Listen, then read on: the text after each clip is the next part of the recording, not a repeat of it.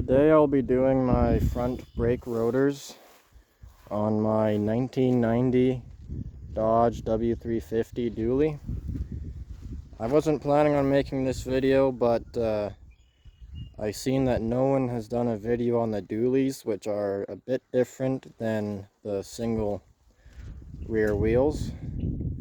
That's actually easier to do the dually, I think, than to do the single rear wheel.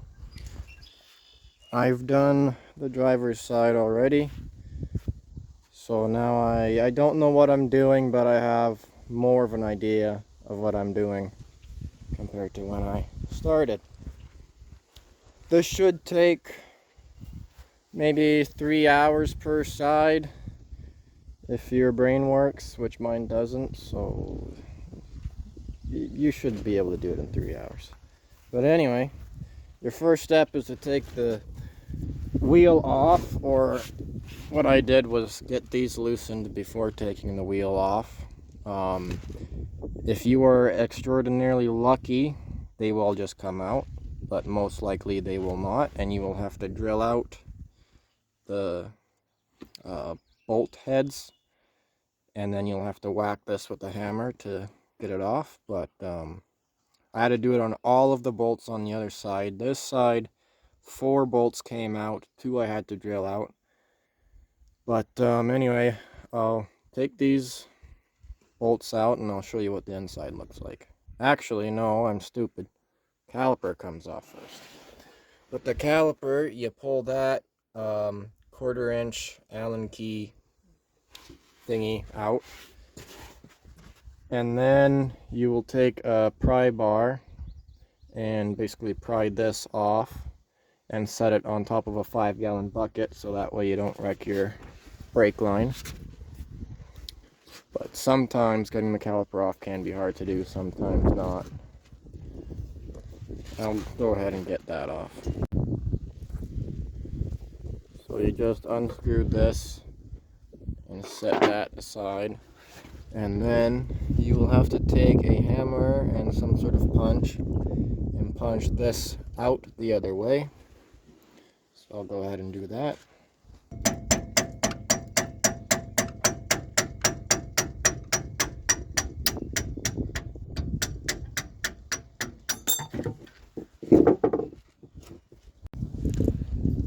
That was actually a lot easier than the other side. I just grabbed this pry bar tool, I pushed right there, up and out kind of at an angle, and then now it just kind of popped right out.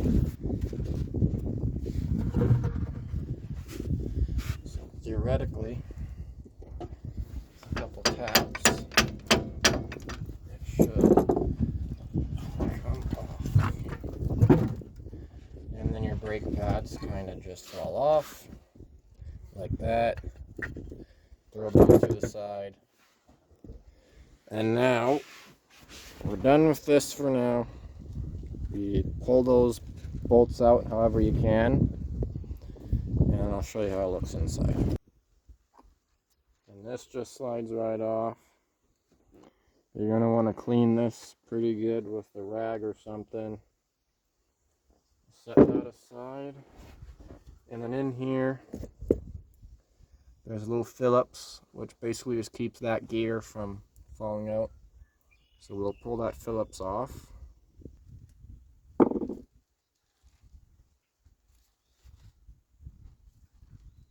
And this will come out, and there's a spring behind it that'll be pushing on it.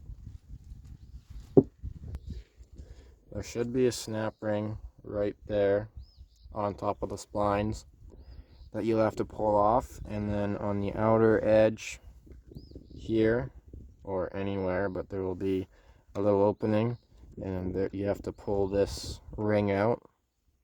On the single rear wheel trucks, so non-dually, it'll wrap around twice, and it's pretty hard to get out. This one actually isn't that hard to get out. Just get a small flat head, and then it should come out without too many issues.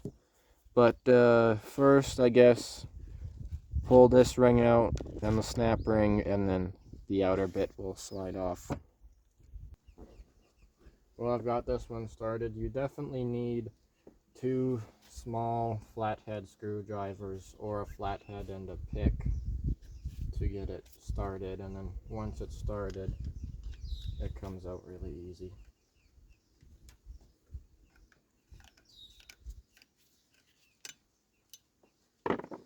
And once that is out,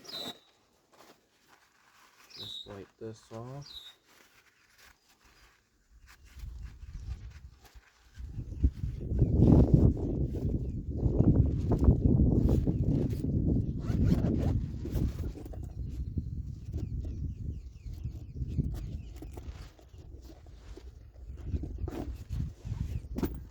And grab your snap ring pliers. Pull the snap ring off, and then theoretically it should come out. Just thread in 2 of your bolts.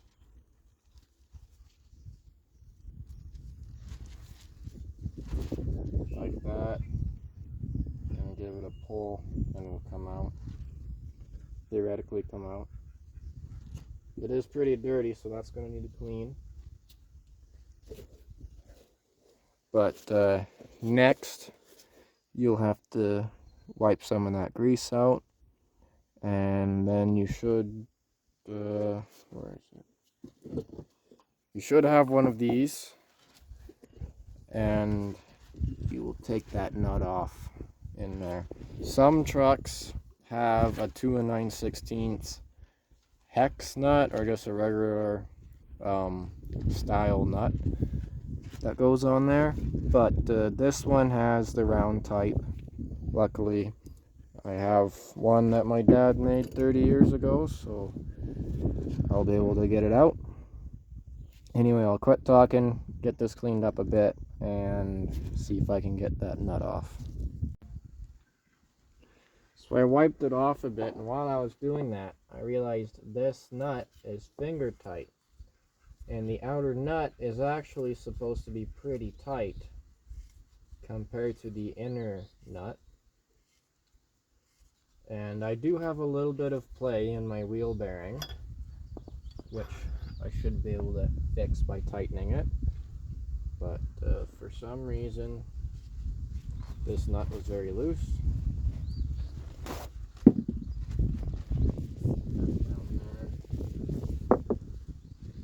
And then inside here there is like a washer or a plate with a bunch of holes in it that you will have to pull off. And then on the inner nut there is a pin that points out, which will have to line up with these holes, which can be very hard to get lined up. And that actually took me about 40 minutes. Maybe I wasn't doing it right. This one's also very loose, this nut here.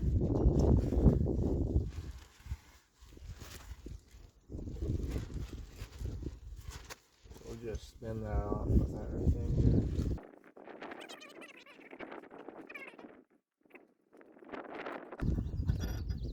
Now we have that one off. Not sure if you guys can see the pin that sticks out. And I believe it's ready to come off, actually.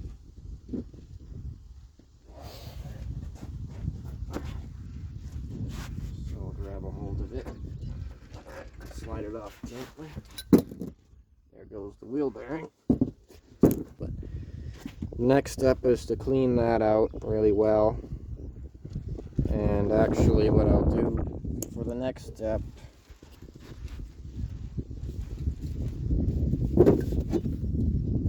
is I will take all these bolts out. And this is another reason why doing the brakes on the dually is easier, is because these are bolts that you take out. On a single rear wheel you'll have to take studs out. Sometimes that can be hard to do, sometimes it's easy, but this is pretty straightforward. You just take the bolts out, whack this a couple times, and then your rotor's off. But this seal and everything looks pretty nasty. I think water has gotten in here. But anyway, I'll pull that off, and then I will grab a screwdriver or a pry bar and pry that seal out, take the bearing out, set it over there, and clean out the entirety of this inside because the grease in here all looks nasty. And then after that, we can start reassembling.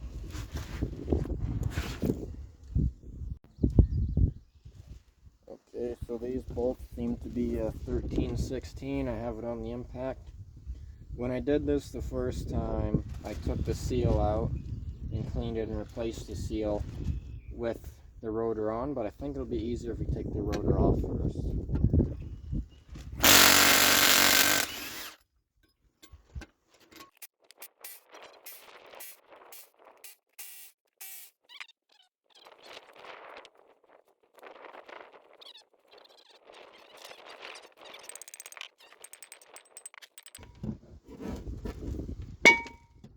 Oh, that's broken free now. We'll go ahead and check this rotor somewhere. All of this rust came from the rotor. You know it wasn't in very good shape. Oh, I got rust all over my bearings now, but anyway, now we'll clean that off a little bit, and I'll grab a pry bar and pry that seal out. So even with the rotor off, I don't have a very good spot to pry. That might work there. I'll give that a try. If that doesn't work, I'll go in from the rear, put this edge on the seal, try not to touch the bearing, and whack it out. Turns out that was the easiest way. Come in like that, put it on the seal, whack it out, try not to hit the bearing. Now that's out, I'm going to go ahead and set that aside, give the bearing a wipe down, repack bearings, clean out the inside. Ideally you'll have brake clean or something, but I don't have that, so I'll just do a lot of wiping and rinsing and stuff and try to get it cleaned up. But I think I'm not going to film that because cleaning is something you guys should be able to do. Well, it took over an hour and a half to clean everything, and I packed the bearings with grease. I put the big main bearing back in here, greased that a bit, cleaned all this. That bearing was cleaned and then greased, so now I am going to take this seal right here, and then obviously the spring side, there's a spring in there behind the lip of the seal, and it's open, and here it's closed. I mean, I think everyone probably knows this already, but the closed side goes out, the spring side or the open side goes on the inside. And anyway, I'm just going to take a hammer, lightly tap, make my way around until it's flush with that. Once that's done, I'm going to grab my new rotor, set it on here, put them bolts in, and I greased this surface and this outer ring here, so hopefully it's not as seized next time I have to do the rotors or take this apart at all. But I guess we'll see in 10 years if that helped or not. Well, I have the seal installed flush, and I have the rotor on, and these bolts are started, so I'm just gonna screw them on, just very lightly.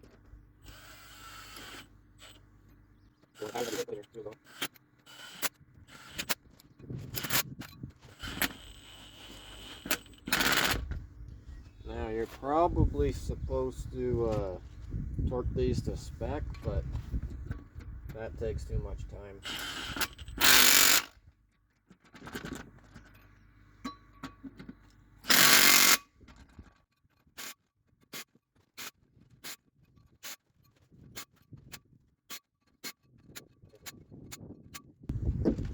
Now I am going to pick it up and Make sure your hands aren't too greasy when you do this, because you don't want to get your brake pad very greasy. Anyway, I don't think I'm missing a step. Actually, I am missing a step. I had to clean off all of these surfaces here where the brake pad is going to slide onto. I'll be back in a second. I'll have to clean it up a bit more with the wire wheel later because my drill ran out of battery, but that'll be okay. Now we're going to try and slide this onto there without messing with the bearing too much.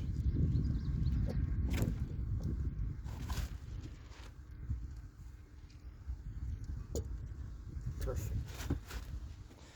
That went down smoothly. The next step would be to grease that inside a lot. Alright, now time to install the bearing. I have to lift up a bit and make sure it's pushed in like that.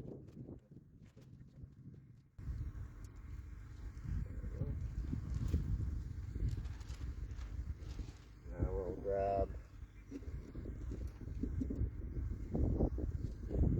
this nut, the little tab on it, and make sure the tab is pointing towards ourselves.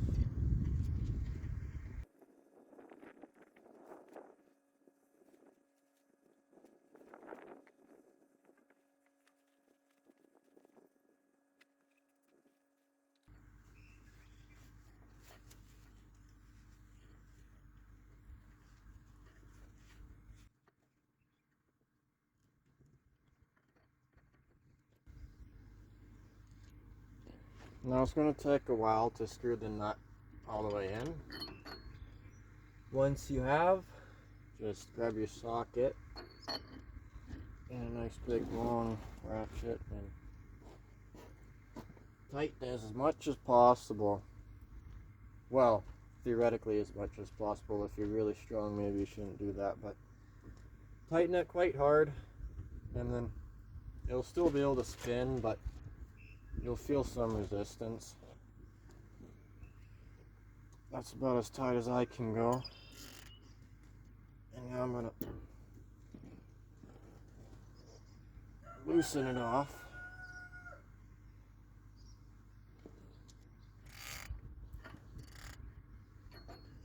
About there. Spin it. Now it spins really freely. But we have a little bit of play. So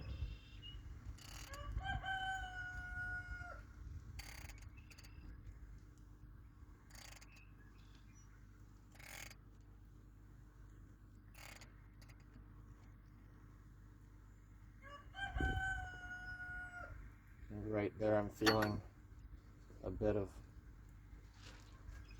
resistance. See what happens if we back it off. About that much.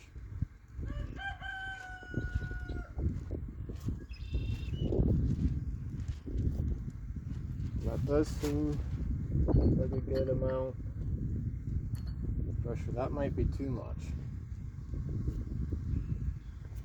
I'm able to spin it, but it still has a little bit of resistance.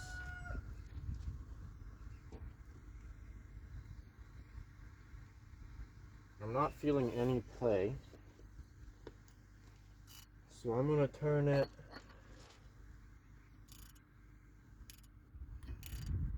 about that much, so just a tiny bit. And I'm going to go ahead and say that's good. You're going to want to find someone else to show you how to set these bearings, because I'm kind of stupid and I don't have torque specs or anything. I'm just kind of eyeballing it with my hands. Anyway, now I'm going to go ahead and mess around with this for probably another 45 minutes and try to get it lined up. And once I do, I'll come back. Well, I'm quite lucky that it only took me 2 minutes to get that thing on. So now that thing is seated back there in its little pin hole thing, I'm going to grab this outer nut, and it has nothing on it. It's just flat on both sides, and try to get that threaded.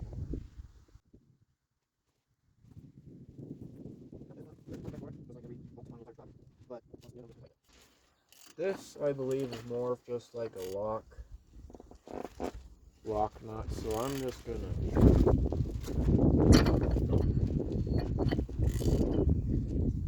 the socket isn't very precise, so it does slip sometimes if it's not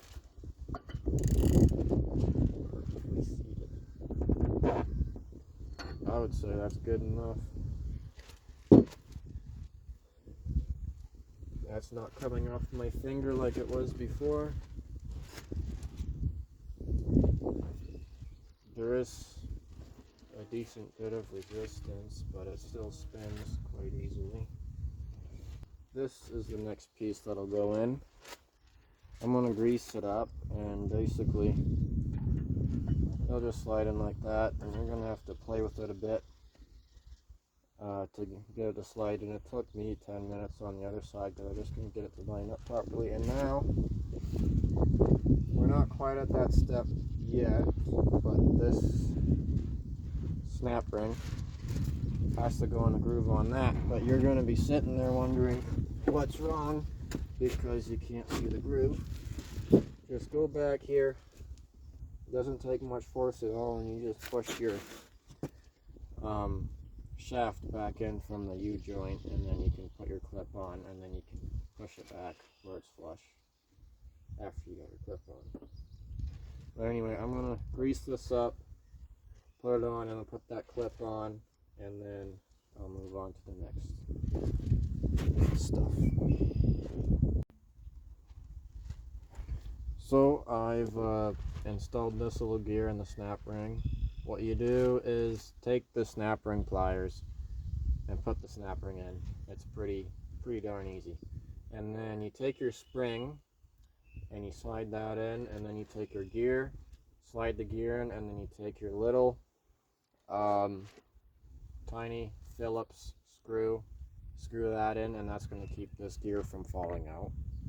Once that's done, take this ring and just slide it in anywhere. I think you can just slide it in anywhere. And then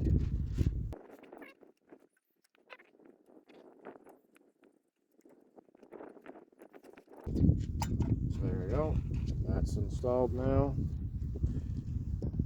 So now everything should be done except for your outer cap. I'm just going to put a little bit of grease on this. I don't think it needs too much. No, add a little bit more grease on the outside there. And then it'll just slide on. Put your bolts in, and then this part is done, and then we move on to the caliper.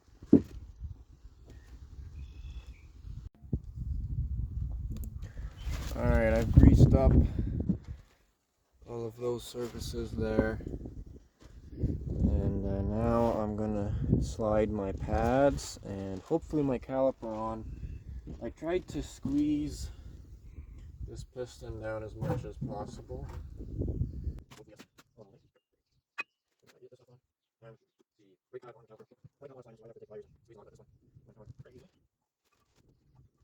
And it does not seem like the piston is compressed enough.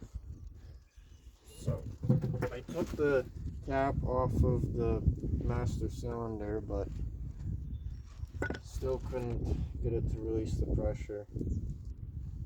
I don't know if I'm doing this right or not. I'm just going to open the bleed screw and try to compress it again and see if that works.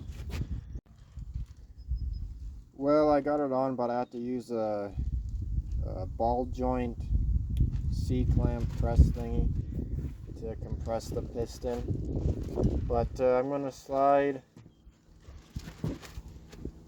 these in I'll just throw a little bit of grease on the edges, and then I gotta basically lift that with one hand, slide this in, get it started, and then you gotta pound it in. This can be a bit hard to do, but you'll figure it out eventually. Okay, so before, when I would apply the brakes, it would jump around like crazy, but now it's not even doing anything. I can slow down without falling out of my seat. Look, I'm on the brakes this whole time. Well, I can't see anything without my glasses. Everyone's in danger.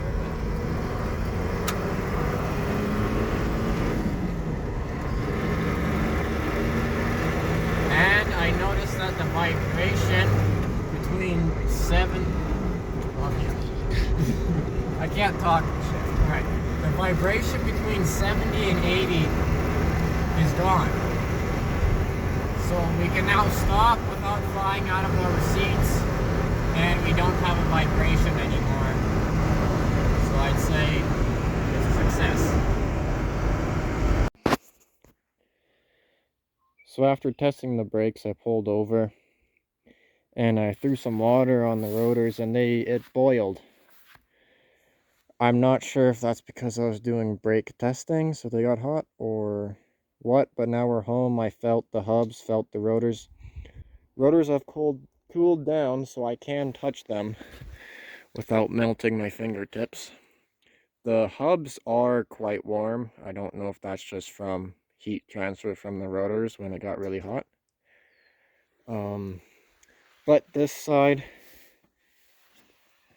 the spin, there's a bit of a drag, but I think that's normal. So what I'll do is let it cool down completely, and then I'll go for a drive without using the brakes. And I'll see if it's warm. If it doesn't get warm, then I don't think my brakes are dragging, and the heat was just caused from using the brakes. But I'm going to actually jack up all four corners, one at a time, obviously, and just make sure all the wheels are spinning freely and there's no brake drags. But yeah, that'll be the end of this video, because the rotors are done. And as you saw in the video, the truck did not bounce, shake, or try to turn your intestines into a milkshake when you hit the brakes. So that's an improvement. Anyway, thanks for watching, and goodbye.